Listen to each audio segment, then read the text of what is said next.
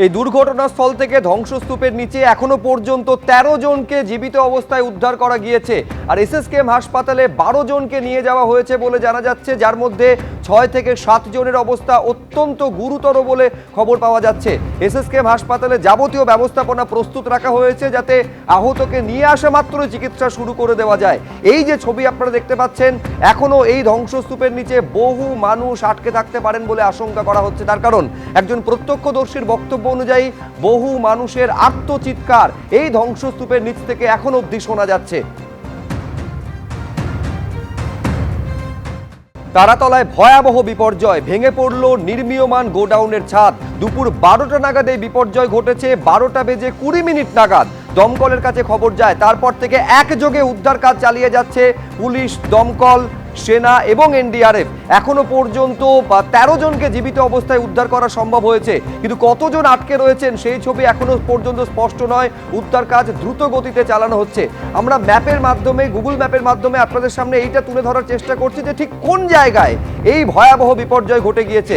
দেখতে পাচ্ছেন তারাতলা মোড় হয়ে ব্রেস ব্রিজের খুব কাছে হচ্ছে ট্রান্সপোর্ট ডিপো রোডের সামনে হচ্ছে এই যে পোর্টের যে জমিকে এই নির্মাণের জন্য লিজ দেওয়া হয়েছিল, সেখানেই ঘটে গেছে এই ভয়াবহ বিপর্যয়। ১৩ জনকে এখনো পর্যন্ত উদ্ধার করা হয়েছে। একাধিক ক্রেন সেখানে মজুত রয়েছে এই ধ্বংসস্তূপ সরিয়ে যাতে উদ্ধার কাজ দ্রুত গতিতে করা যায়। অ্যাম্বুলেন্স প্রস্তুত রাখা হয়েছে। যেই মুহূর্তে উদ্ধার করা হচ্ছে, উদ্ধার হওয়া শ্রমিকদের সঙ্গে সঙ্গে যাতে কোনো সময় নষ্ট না করে হাসপাতালে নিয়ে যাওয়া যায় সেটা সুনিশ্চিত করার জন্য।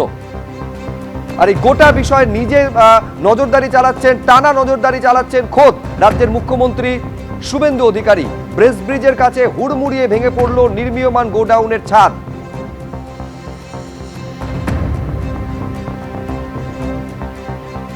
এখন যেভাবে এই নির্মাণ কাজ চলেছে, সে নির্মাণ কাজ সবটা কি নিয়ম মেনে হয়েছে? যাবতীয় এত বড় নির্মাণের ক্ষেত্রে যে সাবধানতা অবলম্বন করা উচিত, সমস্ত সাবধানতাকে এক্ষেত্রে অবলম্বন করা হয়েছিল। এই ভয়াবহ বিপর্যয় সেই গুরুত্বপূর্ণ প্রশ্নগুলোকে সামনে এনে দাঁড় করিয়েছে। নিঃসন্দেহে যখন তদন্ত প্রক্রিয়া শুরু হবে তখন এই গোটা বিষয় আতশ কাচের তলায় আসবে, কিন্তু প্রাথমিকভাবে যারা আটকে রয়েছেন তাদের যাতে সুষ্ঠুভাবে বের করা যায় সেটাকেই গুরুত্ব দিচ্ছেন উদ্ধারকারী দলের সঙ্গে যারা রয়েছেন তারা।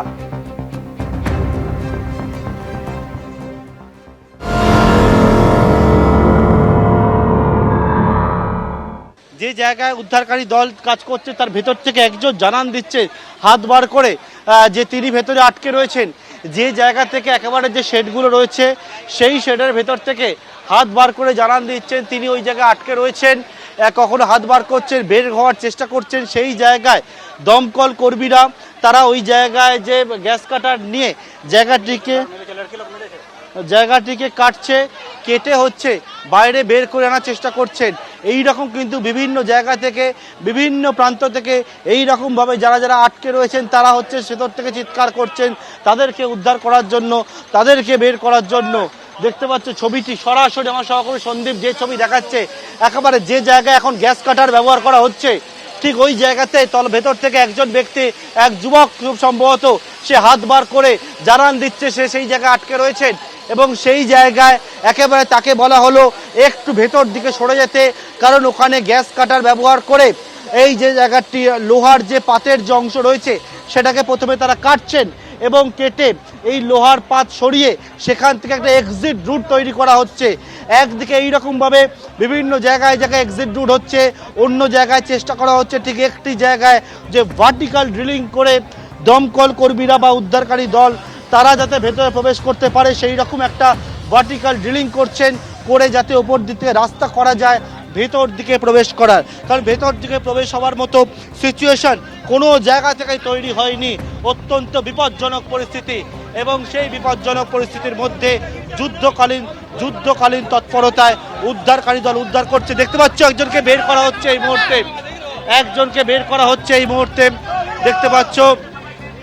দেখতে পাচ্ছ যে বের করা হচ্ছে এবং সেই জায়গা থেকে যে উদ্ধারকারী দল কোনো রকমে এই যে টিনের যে অংশ, লোহার যে অংশ, সেই অংশ সরাচ্ছেন, সরিয়ে হচ্ছে তারা হচ্ছে এখান থেকে বাইরে বের করার চেষ্টা করছেন। যে ব্যক্তি আটকে রয়েছে তাকে বের করার চেষ্টা হচ্ছে এবং দমকল কর্মীরা তারা রয়েছেন এখানে এবং থেকে হচ্ছে উদ্ধারকারী দল সে উদ্ধার কার্য করছে এখানে যে যে ক্রেন নিয়ে আসা হয়েছে সেই ক্রেনের সাহায্যে এই পাত লোহার যে পাত সেই পাত সরানো হচ্ছে। পুলিশ দমকল তারা একেবারে যুদ্ধকালীন তৎপরতায় তারা হচ্ছে এখানে কাজ করছে। আমি একবার এই মুহূর্তে ছবিটা জানবো, সরাসরি কথা বলবো। সন্দীপ সরকার আমাদের প্রতিনিধি রয়েছেন একেবারে ঘটনাস্থল থেকে। সন্দীপ, কতটা ভয়াবহ বিপর্যয় এই ছবি থেকেই স্পষ্ট হয়ে যায় যে ভারী ভারী কংক্রিটের চায় একেবারে সোজা এসে ওপর থেকে নিচে পড়েছে এবং এতটাই তার অভিঘাত যে এরকম বিরাট বিরাট যে লোহার বিম সেইগুলোকে পর্যন্ত নৌকার মতন বেঁকিয়ে দিয়েছে। এবার তার নিচে যদি কেউ আটকে থাকেন তাদের উদ্ধার করাও তো কম কঠিন কাজ নয়।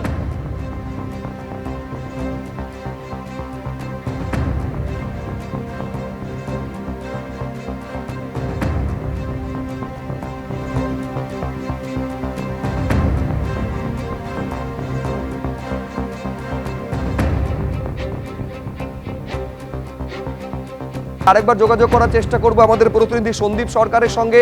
ছবিতেই বুঝতে পারছেন এই ভারী ভারী লোহার বিমকে পর্যন্ত নৌকার মতন বেঁকিয়ে দিয়েছে, সোজা ওপর থেকে নিচে এসে কংক্রিটের চায় পড়েছে। এবার এই অবস্থায় এই রকম কাঠামোর নিচে যদি কেউ আটকে থাকে, নিশ্চয়ই অনেকেই আটকে রয়েছেন বলে আশঙ্কা করা হচ্ছে, তাদের উদ্ধার করতেও কিন্তু রীতিমতো উদ্ধারকারী দলকে বেগ পেতে হচ্ছে। কথা বলবো এই মুহূর্তের ছবিটা জানার জন্য যোগাযোগ করতে পেরেছি সন্দীপের সঙ্গে। সন্দীপ,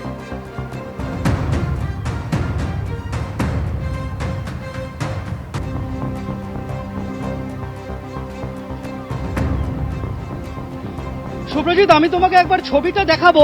তুমি দেখতে পাবে যে যে অংশ এরকম নৌকার মতো দুমড়ে নেমে এসেছে সেই জায়গায় আর্মি পৌঁছেছে এবং সেখানে গাইতি এবং শাবল দিয়ে কংক্রিটের যে ঢালাই সেই কংক্রিটের ঢালাই ভাঙা হচ্ছে। গাইতি এবং শাবল ব্যবহার করে কংক্রিটের ঢালাই ভাঙতে হচ্ছে, কেননা সেখানে কাটার দিয়ে কেটে ভেতরে যাবার কোনো সুযোগ নেই।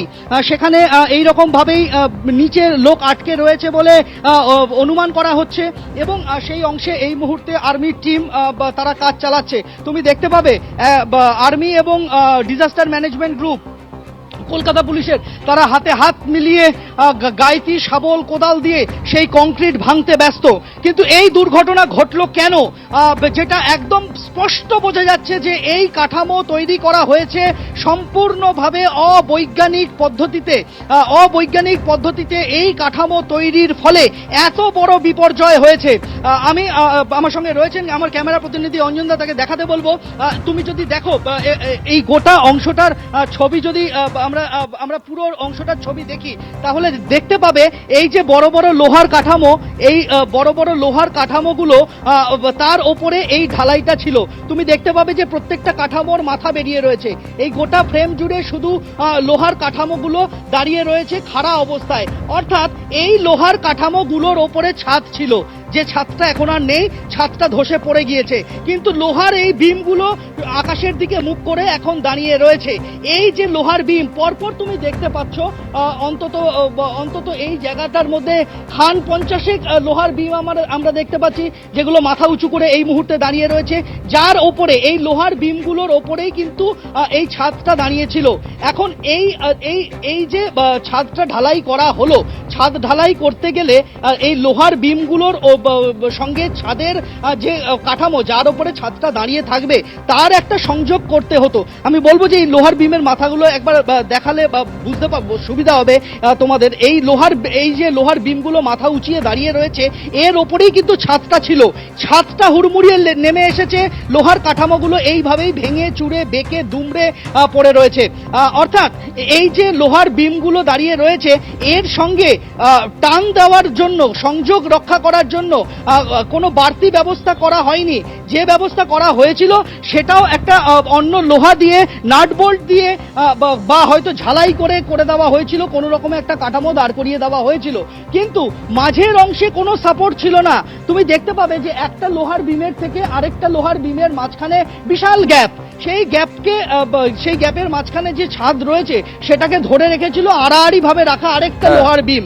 এখন সেই লোহার বিমটা এই চাপ সহ্য করতে পারেনি, তাই এইভাবে চাপটা সহ্য করতে পারেনি এবং তার পরিণতি যে কি একেবারে এই ছবি থেকে সেটা স্পষ্ট হয়ে যাচ্ছে। কিন্তু এই উদ্ধার কাজ, আমি বারবার বলছি, উদ্ধার কাজ নিঃসন্দেহে যুদ্ধকালীন তৎপরতায় করার চেষ্টা করছেন, কিন্তু কোথায় কতজন কি অবস্থায় আটকে রয়েছেন এই প্রাথমিক ধারণাটুকু করতে গিয়েও কিন্তু বেগ পেতে হচ্ছে উদ্ধারকারী দলকে।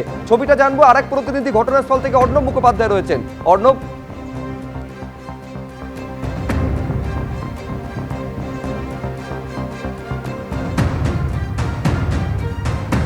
গ্যাসের। তো আমি খবর পেয়েই সঙ্গে সঙ্গে এলাম, কিন্তু প্রচুর ভেতর দিয়ে চেল্লানোর আওয়াজ এখন অবধি পাওয়া যাচ্ছে।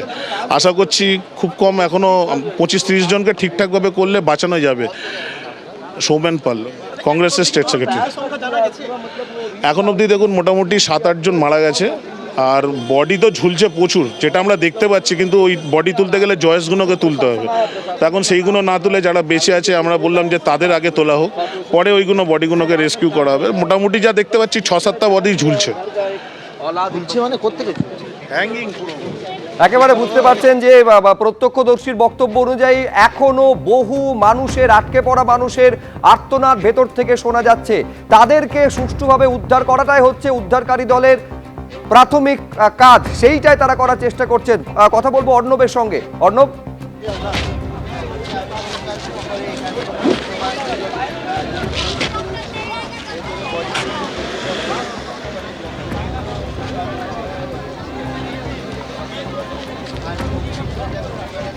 অর্ণবের সঙ্গে যোগাযোগ বিচ্ছিন্ন হয়ে গেছে, কিন্তু এই মুহূর্তে ঘটনা ঘটার পর 4 ঘন্টারও বেশি সময় পেরিয়ে গিয়েছে। উদ্ধার কাজ এখনো পর্যন্ত চালিয়ে যাচ্ছেন উদ্ধারকারী দলের সদস্যরা, এবং এখনো বহু মানুষের আর্তনাদ ভেতর থেকে শোনা যাচ্ছে ধ্বংসস্তূপের নিচ থেকে। কিভাবে এই উদ্ধার কাজটা চলছে আরেক প্রতিনিধি পার্থপ্রতিম ঘোষ ঘটনাস্থল থেকে রয়েছেন, তার থেকে জানার চেষ্টা করব।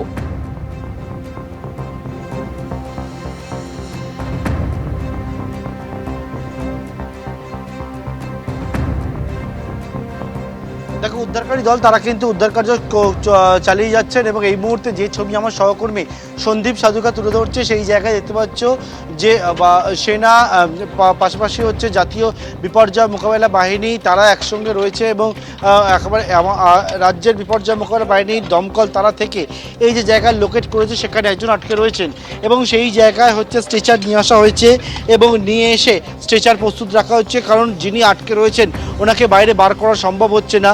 ওই জায়গায় হচ্ছে গ্যাস কাটার দিয়ে ওই জায়গাটার যে বিমগুলো রয়েছে সেইগুলো কাটার চেষ্টা হচ্ছে, কেটে ওনারা কিন্তু ভেতর থেকে যিনি আটকে রয়েছেন তাকে বাইরে বার করে আনার চেষ্টা করা হচ্ছে।